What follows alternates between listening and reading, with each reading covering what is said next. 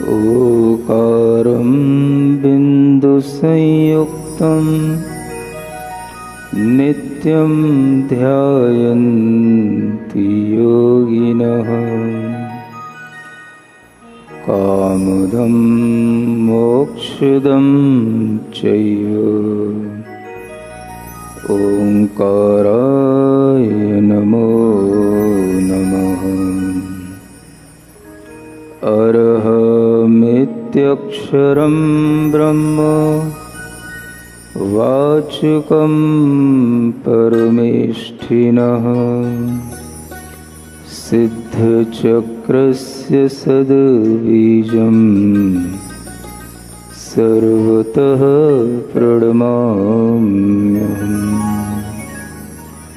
अनंतानंत सिद्ध परमेष्ठी भगवान की, देवादिदेव 1008 श्री पार्श्वनाथ भगवान की, वर्तमान शासन नायक श्री वर्धमान महावीर भगवान की, परम पूज्य आचार्य गुरुवर श्री विद्यासागर जी महाराज की, आचार्य श्री समय सागर जी महाराज, पुणेता मुनिवर ब्रह्म सागर जी महाराज की, मुनि संघ की।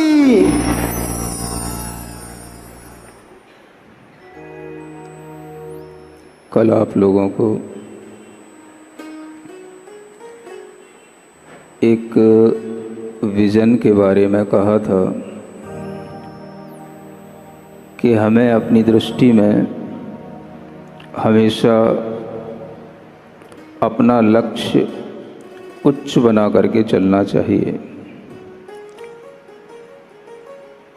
जब हम ऊंचे लक्ष्य को प्राप्त करने के लिए अपनी शक्ति लगाते हैं तो अन्य छोटे लक्ष्य अपने आप प्राप्त करने की शक्ति हमारे अंदर आ जाती है। जब भी कभी हमें कुछ प्राप्त करना होता है तो उसके लिए शक्ति की ज़रूरत होती है। अगर आपको अपने शरीर को चलाना है तो शरीर को चलाने के लिए भी शक्ति की ज़रूरत है। अगर आपको अपने मन में कोई अच्छे निर्णय लेना है तो उसके लिए भी मानसिक शक्ति की ज़रूरत है। और अगर आपको अपनी आत्मा को कर्म विमुक्त करना है, शुद्ध करना है, तो उसके लिए भी आत्मशक्ति की ज़रूरत है। शक्ति हमारे अंदर आती है विश्वास से। हम कोई भी काम करते हैं, हमारे पास शक्ति तो होती है, अगर विश्वास नहीं होता तो वो शक्ति भी काम करना बंद कर देती है। जीवन में किसी भी तरह का काम हो, आगे आगे शक्ति को रखना पड़ता है और भीतर भीतर उस विश्वास को रखना पड़ता है जिसके कारण से हम उस लक्ष्य को प्राप्त कर सकते हैं। किसी भी प्रकार का लक्ष्य हो, आपको अपने बिजनेस में सक्सेस लेना है, आपको अपनी किसी भी तरह का कैरियर बनाना है, आपको ज़रूरत पड़ेगी इन्हीं दो चीज़ों की, एक शक्ति और एक विश्वास।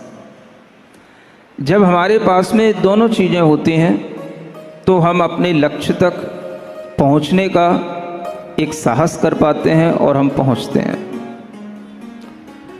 जब हम धर्म क्षेत्र की कोई बात करते हैं तो धर्म कहने को धर्म होता है, धर्म तो सबसे पहले वही होता है जो हमें एक अच्छा जीवन जीना सिखाता है।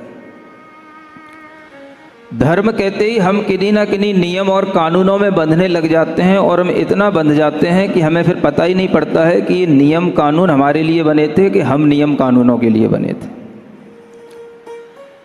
आज हर व्यक्ति किसी ना किसी इसी तरह के नियम कानूनों से अपने आप को बांध करके धर्मात्मा बनने की पद्धति पर चल रहा है और ये पद्धति उसके लिए थोड़ा सा खतरनाक हो सकती है, क्योंकि इस पद्धति से उसे वह ज्ञान नहीं होता जो समयोचित होना चाहिए। एक ज्ञान जिसको हम नाम दे रहे हैं, क्या बोल रहे हैं? समयोचित ज्ञान। समयोचित ज्ञान क्या होता है? जिस समय पर जो करना उचित है उसका नाम समयोचित ज्ञान कहलाता है। ज्ञान तो सबके पास है, कोई ना कोई तरह से हम धर्मात्मा बनते हुए आगे बढ़ रहे हैं, लेकिन हमेशा तीर्थंकरों ने कहा अपने ज्ञान को इस तरह से समायोजित करो कि उस ज्ञान की प्राप्ति में किसी भी तरह का हमारे अंदर स्वयं अपनी ही क्रियाओं का, अपने ही नियमों का कोई अहंकार ना उत्पन्न हो जाए। अपने ज्ञान को इस तरह से समायोजित करो कि हम उन क्रियाओं और नियमों में इतने न बंध जाएं कि हम यही भूल जाएं कि हमें समयोचित कार्य क्या करना है। जिस व्यक्ति को समयोचित कार्य करना आता है उसका ज्ञान सम्यक ज्ञान कहलाता है। ज्ञान महत्वपूर्ण नहीं, समयोचित कार्य करते हुए आप उस ज्ञान को आगे बढ़ाएं, यह महत्वपूर्ण है। किस समय पर क्या करना उचित है। आपके सामने एक बहुत बड़ी दिक्कत आ सकती है। जब किसी भी तरह से कोई भी आयोजन होता है तो उस आयोजन का भी एक प्राइम टाइम यही रहता है 8 से 10 का, और उसी टाइम पर आपके दिमाग में पहले से आपके मंदिरों में जाने, मंदिरों में कुछ ना कुछ अपनी पूजन आदि हमें इधर भी सीखना है, और इस विश्वास के द्वंद्व के बीच में जब आपका निर्णय नहीं हो पाता तो आपका वह बिलीव एक कॉन्फ्लिक्टिव बिलीव बन जाता है, और उस बिलीव के माध्यम से आपके अंदर अपने आप एक कंफ्यूजन आने लग जाते हैं। फिर आपका दिमाग कहता है हमें तो जो करना था वही करना उचित लग रहा है, और हम जिस क्रिया से बंधे थे, हम जिस पद्धति से बंधे थे, हमें उसी पद्धति से बंधे रहना है, हमें बिल्कुल भी इधर उधर नहीं होना है। चाहे बीच में कोई और आयोजन होते रहें, कोई भी आए आते रहें, कुछ भी सिखाएं सिखाते रहें, हमें कुछ भी नहीं सीखना है, हम तो जो सीख चुके हैं दैट्स इनफ। एक ये भी आपका डिसीजन हो सकता है। आपका विश्वास क्या डिसीजन ले रहा है यह महत्वपूर्ण है। बिलीव दोनों ओर काम कर रहा है आपका सिस्टम, कि हम जिस क्रिया को करते आ रहे थे, जिस पद्धति से बंधे थे, हम वो पद्धति को भी अपनाते रहें, या उसी टाइम पर हमारे सामने कोई दूसरी चीज आ गई, अब हम उसको छोड़ें तो इसको करें, या इसको करें तो उसको छोड़ें। क्या करें? एक तो छूटना पड़ेगा क्योंकि आपके पास टाइम उतना ही है। अब आपके अंदर का वह ज्ञान अगर कॉन्फ्लिक्ट होने लगा, आपके अंदर ही कंफ्यूजन पैदा करने लगा, तो फिर आपका बिलीफ सिस्टम भी डगमगा जाएगा। आपके दिमाग में ये विचार होने चाहिए हम यहां पर क्या कर रहे हैं मंदिर में, और हम जिस स्थान पर जा रहे हैं वहां क्या कर रहे हैं। मंदिर में हम क्या करने जाते हैं? भगवान की पूजा करने जाते हैं। भगवान की पूजा क्या करने जाते हैं? भगवान की पूजा। माने भगवान की पूजा से हमारे पाप कटते हैं, ये हमको विश्वास हुआ है, इसलिए हम मंदिर में जाते हैं भगवान की पूजा करने। अगर आपको उद्देश्य पता है कि हमारी इस क्रिया से क्या हो रहा है, तो फिर आपका ज्ञान समयोचित कार्य करने के लिए आपको आगे बढ़ाएगा। और अगर आपको उद्देश्य की प्राप्ति नहीं करना है, केवल आपको क्रिया से बंधे रहना है, तो फिर आपका ज्ञान आपको एकांतिक बना देगा, आग्रही बना देगा। पूजा से क्या होता है? पाप कटते हैं। ठीक है, मैं मानता हूं पूजा करने से पाप कटते हैं। जब आप यहां आते हैं तो यहां आपको क्या मिलता है? यहां आपको भगवान के दर्शन नहीं होते। यहां आपको किसके दर्शन होते हैं? यहां आपको मुनि महाराज के दर्शन होते हैं। आपको पता है भगवान ने अपनी वाणी सबसे पहले किसके लिए दी? भगवान ने सबसे पहले किसको स्वीकार किया? भगवान ने तब तक अपना मुंह नहीं खोला जब तक उनके सामने कोई ऐसा व्यक्ति नहीं आ गया जिसने अपना सर्वस्व, अपना जीवन उनके चरणों में समर्पित नहीं कर दिया। तब तक उन्होंने अपना मुंह नहीं खोला। किस लिए जानते हो? उन्हें पता है कि मैं बहुत ज्यादा नहीं बोलूंगा और मेरे बोलने के बाद भी ये लोग समझ नहीं पाएंगे। इनको समझाने के लिए मुझे कुछ अपना एक और शिष्य चाहिए, और वह शिष्य ही होगा जो हर बात का समाधान करेगा। जिस टाइम पर मैं नहीं बोलूंगा उस टाइम पर भी ये बोल पाएगा, और जब मैं नहीं होऊंगा तब भी इसकी बात, मेरी कही हुई बात इसके माध्यम से आगे बढ़ेगी। तो भगवान ने अपना एक प्रमुख शिष्य बनाया, और वह शिष्य उसको बनाया जिसने न केवल भगवान के लिए अपना जीवन समर्पित किया, किंतु उसने वही रूप धारण कर लिया जैसा रूप भगवान का था। तब भगवान ने अपनी बात उससे कहना प्रारंभ की, और जब ये बात आगे बढ़ी, आगे कही गई, तो फिर उस समय पर जिन लोगों ने भगवान की वाणी को समझने की शक्ति अपने अंदर नहीं देखी, भगवान की वाणी को समझने का ज्ञान अपने अंदर नहीं देखा, उन लोगों ने उन्हीं मुनि महाराज को, उन्हीं गणधर परमेष्ठी को अपना भगवान कहा।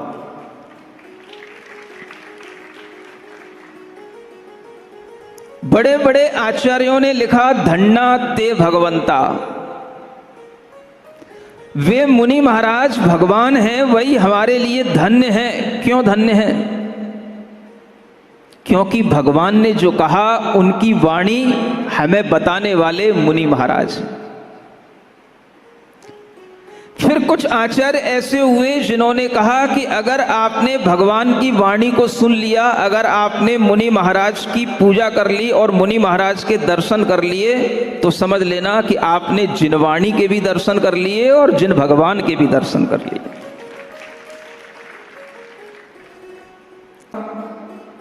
क्योंकि उन्हें जिनवाणी कहां से निकल रही है इसकी महिमा समझ में आ रही है।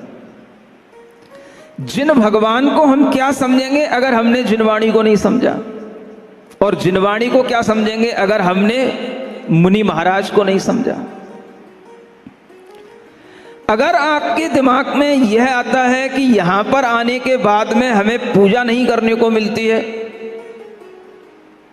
तो आपके दिमाग में एक समाधान जरूर आना चाहिए। मंदिर में केवल पूजा करने से हमारे पाप कट सकते हैं, वो भी तब जब आप भावों के साथ पूजा कर रहे हो तो।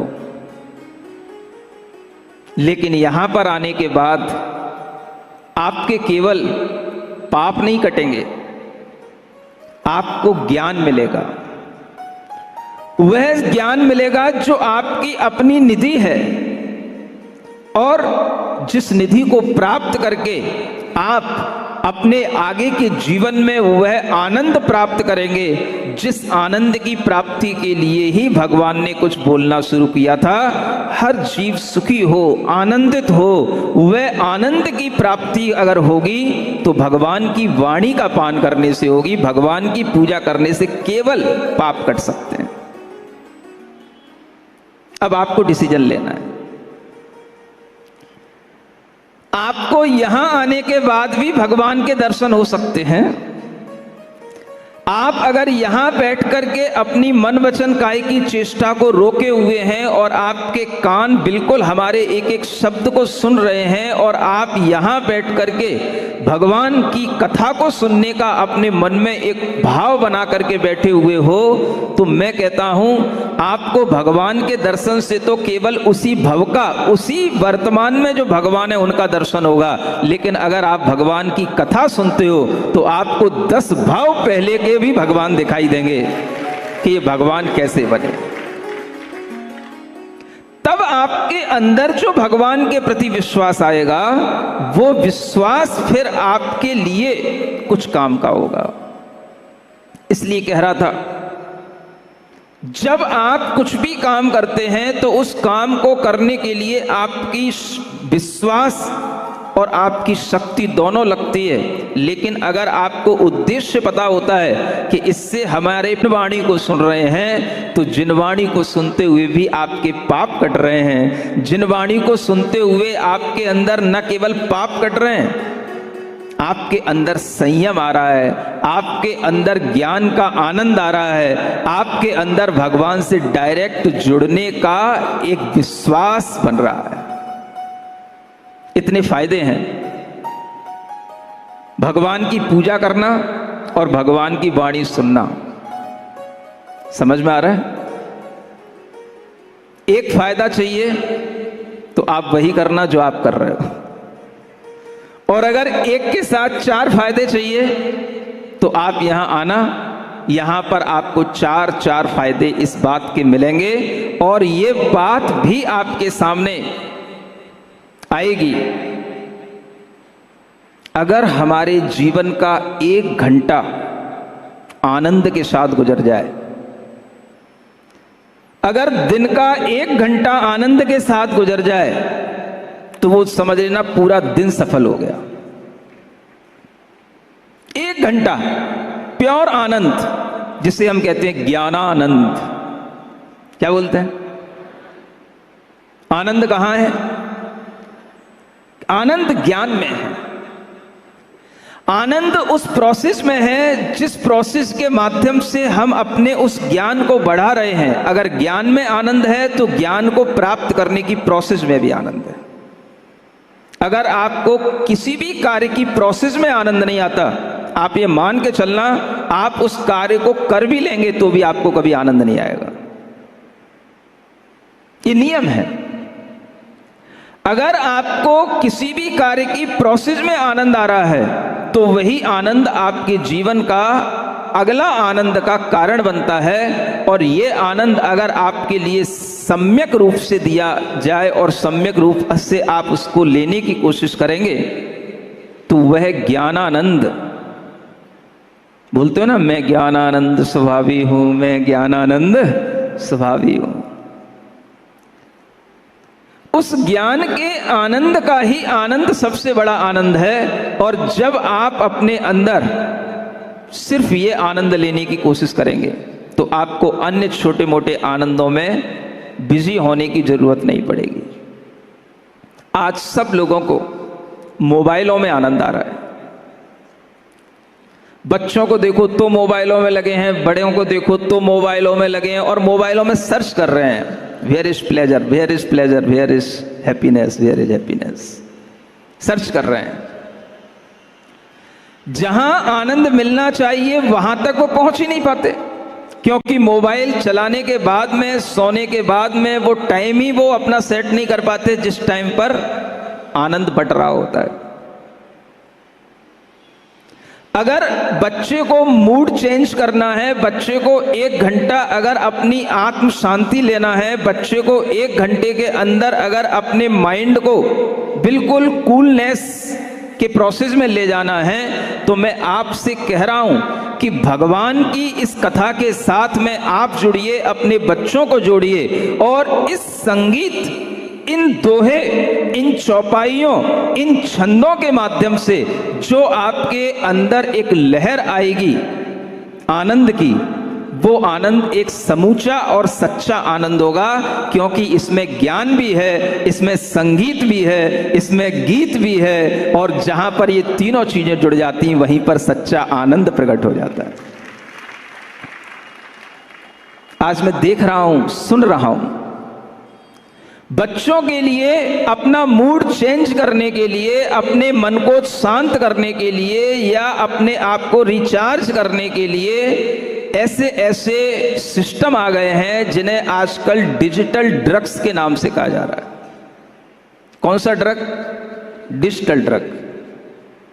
ऐसे ये ड्रग हैं, एक इधर कान से का म्यूजिक जब ब्रेन में जाता है तो वहां पर फिर वहां पर वो ये कॉन्फ्लिक्ट पैदा होता है और फिर वहां पर दोनों के मिलने से एक अलग तरह का म्यूजिक पैदा होता है और फिर उसकी आदत में जब वो बच्चा आ जाता है तो फिर उसे हमेशा वही सुनने की लत लग जाती है और वह बच्चा धीरे धीरे हर चीज से कट ऑफ हो जाता है, हर चीज से अपने आप को बचाने लग जाता है। ऐसा उसके अंदर एक व्यसन सा पड़ जाता है कि बस उसे उन्हीं ड्रम्स की आवाज़ें सुनना है, उन्हीं तरह की वह बड़े बड़े भारी भारी उसे म्यूजिक सुनने की आवाज़ें सुनना है और फिर उस आवाज़ के कारण से उसका दिमागी संतुलन इतना बिगड़ जाता है कि उसे अच्छा क्या, समयोचित क्या, ये उसकी समझ में आता ही नहीं। इसलिए कह रहा था, समयोचित ज्ञान अगर हमारे अंदर आएगा तो हमारा जीवन सुरक्षित ढंग से आगे तक अच्छा चलेगा। आप लोग यहां वो लोग बैठे हो जिन्हें इस तरह की कोई लत पड़ी नहीं है, इसलिए आप लोग यहां आकर के बैठ गए, इसलिए आपको यह समयोचित कार्य पर उपस्थित होने का ज्ञान आ गया, क्योंकि आपने वो लत नहीं पैदा की, लेकिन वो लत किस में पैदा हो रही है? आपके बच्चों में पैदा हो रही है। अगर वो बच्चे आपकी थोड़ी सी बात मान लें, 1 घंटे के लिए उन्हें यहाँ पर ला करके बिठाला जाए और इस आनंद के साथ उन्हें जोड़ा जाए, इस संगीत और इन छंदों के साथ उन्हें जोड़ा जाए, तो उन बच्चों का जीवन भी आपकी ही तरह और अच्छा बनेगा और वो अपना पूरा जीवन जी पाएंगे। उन्हें कभी टेंशन, स्ट्रेस, डिप्रेशन की ये बीमारियां छुएंगी नहीं। आज ये बीमारियां हर बच्चे को छू रही हैं, उनके ऊपर हावी हो रही हैं। यह वह चीज है जिसके माध्यम से हम एक भक्ति का भी आनंद लेते हैं, ज्ञान का भी आनंद लेते हैं और अपने अंदर वह शक्ति भी बढ़ाते हैं जो हमारे विश्वास को बढ़ाती चली जाती है। ऐसी यह भगवान पार्श्वनाथ की शक्ति से अपने आप की शक्ति को जोड़ना विश्वास के साथ हो सकता है, और जब हमारा विश्वास इतना बढ़ जाए तब हमें वह भगवान पार्श्वनाथ भी भगवान नजर आएंगे। ऐसे पार्श्वनाथ भगवान की भक्ति करने के लिए लोग पूछ रहे थे, कथा कब से शुरू होगी? कुछ लोग कह रहे थे, महाराज 1-2 दिन रुक जाओ, उसके बाद में शुरू कर देना। मैंने पूछा क्यों? वैसे ही, और थोड़ा सा कुछ तिथि देख लो, कोई टाइम देख लो, कोई अच्छे समय पर शुरू करना। मैंने उनसे कहा, जब मेरा मन बन जाए और जब मैं अपने मन से कोई काम करने लग जाऊं, मेरे लिए वही तिथि, वही टाइम सर्वत्र अनुकूल है। मेरा मन जब कहने लग जाए कि नहीं बस आज ही ठीक है, तो मुझे कोई तिथियां देखने की जरूरत नहीं है। जो तिथियां नहीं भी सही होंगी तो सही हो जाएंगी, ये मेरा विश्वास है। अरे भगवान की भक्ति करने के लिए क्या तिथि देखना? भगवान का गुणगान करने के लिए क्या समय देखना? लोग हमसे पूछते हैं, महाराज भगवान की भक्ति कौन से टाइम पर करनी चाहिए? भगवान की भक्ति के लिए क्या टाइम पूछना? जब आपको टाइम मिल जाए तब आप भगवान की भक्ति कीजिए। भगवान की भक्ति करने के लिए सुबह, दोपहर, शाम, खाते पीते, चलते उठते, बैठते, सोते जागते, कहीं कोई तरह की कोई बाउंडेशन नहीं है। आपके मन के अंदर बस भगवान का नाम लेने का भाव होना चाहिए और वह भगवान की भक्ति करने का, या कहना चाहिए इससे अच्छा कार्य और क्या हो सकता है जो भगवान की भक्ति, भगवान की कथा सुनने, इससे अच्छा काम और क्या हो सकता है? तीर्थंकरों की कथा सुनना, नारायणों की कथा आपने सुनी है, बलभद्रों की कथा आपने सुनी होगी, लेकिन तीर्थंकरों की कथा सुनना अपने आप में बहुत महत्वपूर्ण है।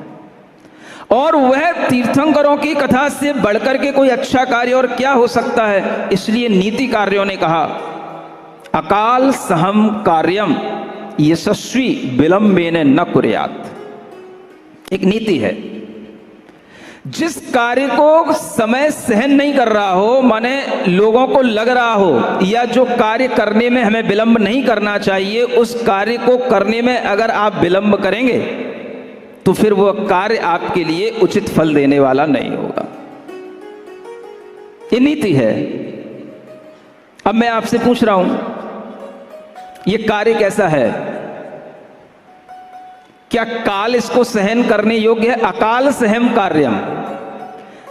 आपको भगवान की कथा सुननी है, यह कार्य क्या समय बीतता जाए ये सहन कर सकोगे आप?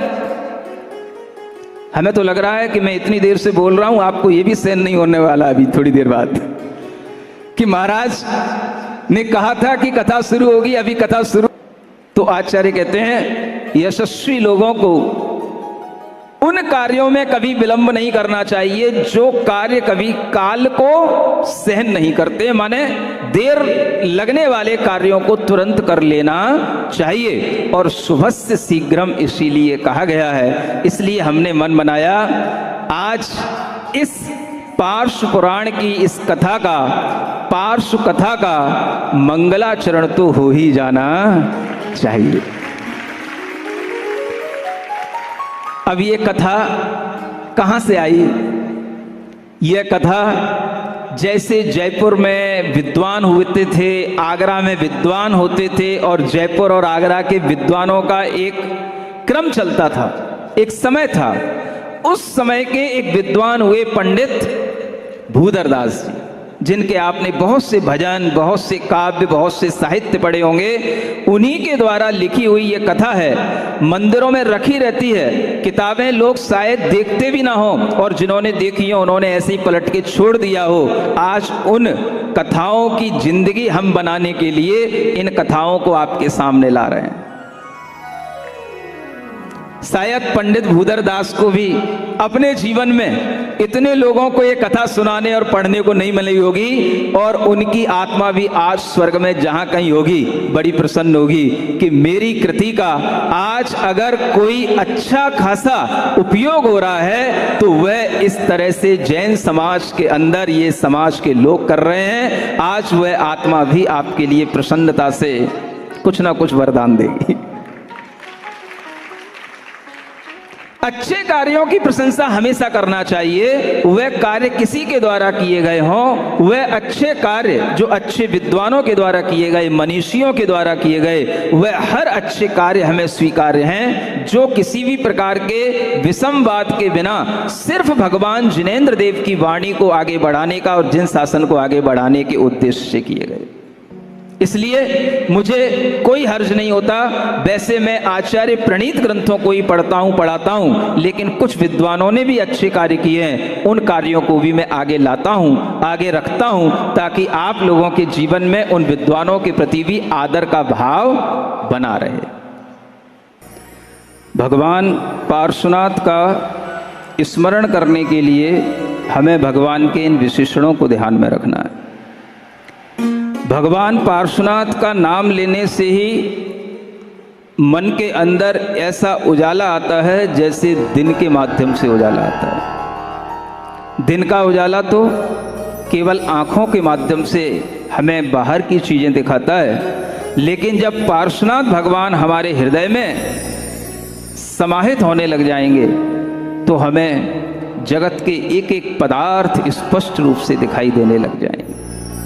मोह का आवरण हटने लगेगा और वह मोह का घना मेघ अंधकार के रूप में जो हमारी अंतरंग आत्मा में छाया रहता है, वह अपने आप दूर भागने लगता है जैसे जैसे सूर्य का प्रताप सामने आने लगता है। इसलिए भगवान को मोह रूपी महाअंधकार का दलन करने वाला दिन के रूप में कहा गया है। मोह महातम दलन दिन, जिनके लिए तप लक्ष्मी ने अपना उन्हें स्वामी बना लिया। जितनी भी तपस्याएं हो सकती हैं वो सब भगवान पार्श्वनाथ ने कर ली, और हर तपस्या का उन्होंने फल प्राप्त किया, ऐसे वह पार्श्वनाथ परमेश्वर मेरे लिए क्या देने वाले हों। लेना तो पहले है, बिना लिए तो हमें कुछ फायदा, पक्के बनिया लोग हैं हम। तो भगवान के लिए जब हम स्मरण कर रहे हैं तो भगवान से हमें यही प्रार्थना करनी है, हो सुमति दातार, मेरे लिए सुमति दो। मेरी मति में जो मोह छाया हुआ है, अज्ञान छाया हुआ है, उसे दूर कर दो। बस मुझे कुमति से सुमति की ओर ले चलो, मुझे अंधकार से प्रकाश की ओर ले चलो, मेरे अंदर वह सुमति दे दो बस, और मुझे कुछ नहीं चाहिए। जिसके अंदर सही ज्ञान आ जाता है उसे सब कुछ मिल जाता है। सम्यक ज्ञान, सम्यक ज्ञान कहां से आएगा? नीट, नेट, क्लेट, कैट इन एग्जामों के पार करने से, इनको पास करने से कितना सम्यक ज्ञान आएगा? इनसे सम्यक ज्ञान नहीं आता। सम्यक ज्ञान आता है ऐसे तीर्थंकरों की कथा सुनने से। इसीलिए जो बच्चे इन एग्जाम में थोड़ा सा भी पीछे रह जाते हैं, उनका जीवन मृतक के समान हो जाता है, वह बिल्कुल मरे हुए से दिखाई देने लग जाते हैं। लेकिन जिनके जीवन में कभी ऐसे नीट, नेट, क्लेट, कैट कुछ भी एग्जाम जिन्होंने कोई क्लियर ना किए हों, जो बिल्कुल अंगूठा छाप भी रहे हों, 10th और 8th पास भी हों, लेकिन अगर उनके अंदर भगवान पार्श्वनाथ से जुड़ाव है तो उनका पूरा जीवन आनंदमय दिखाई देगा, क्योंकि उनके पास में सम्यक ज्ञान है। उन्होंने हमेशा ये प्रार्थना की, हो सुमति दातार। सुमति कहां से मिलेगी? सुमति का मतलब होता है राइट नॉलेज। दुनिया के कोई भी एग्जाम, दुनिया का कोई भी कोर्स आपको राइट नॉलेज नहीं दे सकता। Right knowledge only available here. कहां? इस तरह के उपदेशों में, इस तरह की कथाओं में, इस तरह के ज्ञान में केवल राइट नॉलेज है। इसलिए हमेशा एक समझदार व्यक्ति क्या प्रार्थना करता है? मुझे कुछ नहीं चाहिए दुनिया में, सिर्फ क्या चाहिए? Right knowledge. सुमति इसी को बोलते हैं। अगर हमारा दिमाग ठीक है तो सब ठीक है, और दिमाग खराब हो गया तो सब खराब हो गया। इसलिए हमेशा यही प्रार्थना करना है भगवान से कि मेरा ज्ञान सही रहे, मुझे हो सुमति दातार। वामानंदन कल्पतरु, वह वामा माँ के नंदन पार्श्वनाथ भगवान कल्प वृक्ष के समान हैं, जगत का हित करने वाले हैं। लेकिन अगर कोई कल्प वृक्ष के पास ही ना आए तो कल्प वृक्ष कितना भी फल देने वाला क्यों ना हो, वह आपके घर में जाकर के कभी फल देने वाला नहीं होगा। वो घर में जाके फल नहीं देगा। फल लेने के लिए तो वृक्ष के निकट आना पड़ेगा, और वृक्ष के पास आकर के बस बैठ जाओगे, अपने आप आपके अंदर की जो इच्छाएं होंगी वह अपने आप पूर्ण होने लग जाएंगी, आपको समीचीन फलों की प्राप्ति होने लग जाएगी। ऐसे भगवान भी यहां पर आपको मिल रहे हैं। नहीं मिल रहे हैं? मंदिर में ही भगवान के दर्शन होते हैं क्या? मैं कहता हूं मंदिर में हमें भगवान के दर्शन कभी हो या ना हो, लेकिन भगवान की वाणी सुनकर के, भगवान की कथा सुनकर के हमें भगवान का दर्शन जरूर होगा। यहां पर आपके सामने भगवान भी हैं, गुरु भी हैं, जिनवाणी भी है, यहां सब कुछ है। इसलिए भगवान कल्प वृक्ष की तरह हैं, लेकिन उस कल्प वृक्ष के नीचे आकर के ये जगत अपना हित कर सकता है। भगवान तो जगत का हित करने के लिए ही अवतरित हुए थे, और वह जगत का हित करने वाले भगवान के समक्ष आप जैसे श्रावक तो क्या मांगेंगे? उनसे बड़े बड़े मुनि महाराज भी उनके सामने हाथ जोड़ करके प्रार्थना करते हैं, मांगते हैं। जब लिखाई है तो फिर मांगने में क्या बाधा है? मुनि जन जाकी आस करी, उन्हीं भगवान की आस करके, उन्हीं से आशा लगा करके हमें भी यह मोक्ष मार्ग मिलेगा, शिव पथ मिलेगा, और इस शिव पथ का सार जो वास्तव में मोक्ष है वह हमें मिलेगा। इन सब की याचना भी बड़े बड़े मुनि महाराज, रिद्धिधारी मुनि महाराज भी तीर्थंकरों के समक्ष करते हैं। जब बड़े बड़े रिद्धिधारी मुनि महाराज मांग रहे हैं तो आपको मांगने में कोई बुराई नहीं है, आपको भी मांगना है। लेकिन क्या मांगना है? हमें भी ऐसे ही शांति का मार्ग मिले। हे भगवान, जिस शांति के मार्ग पर आप गए वही मार्ग हमको भी मिले, हमें भी यही मुक्ति का मार्ग मिले। और इस मुक्ति के मार्ग का केवल मार्ग ही ना मिले, मंजिल भी मिले। सार माने होता है मंजिल, यहां दोनों चीजें लिखी हैं, शिव फल सार।